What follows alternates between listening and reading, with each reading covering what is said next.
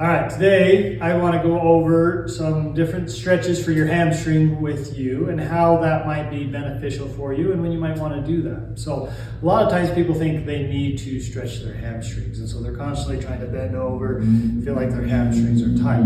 There's a couple different things that might be contributing to why you feel your hamstrings are tight.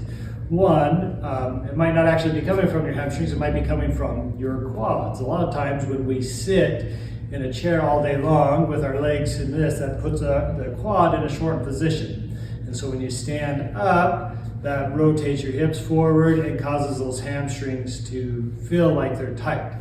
And so stretching the quads oftentimes can help and relieve the tension you feel on your hamstrings. Or it might be that you have a weakness in your hamstrings and you actually need to strengthen those hamstrings. Our hamstrings tend to be a little bit weaker on all of us, and so it's always good to strengthen those. But I want to give you a couple stretches that you can try and do, and maybe you get a little bit of relief from them. If not, then maybe you'll want to try stretching the quad or strengthening your hamstrings. But one of my favorite ways to stretch my hamstrings, especially after a run, is put my foot up on something. You can put it up on something like this, or maybe even a little bit higher, and you can then lean forward and you're going to feel that stretch back there. And you can either do it with your knee straight, and you're going to feel that maybe a little bit more behind the knee, or you bend your knee a little bit and then kind of lean forward, and you're going to feel that more in the middle of that hamstring up towards where it attaches.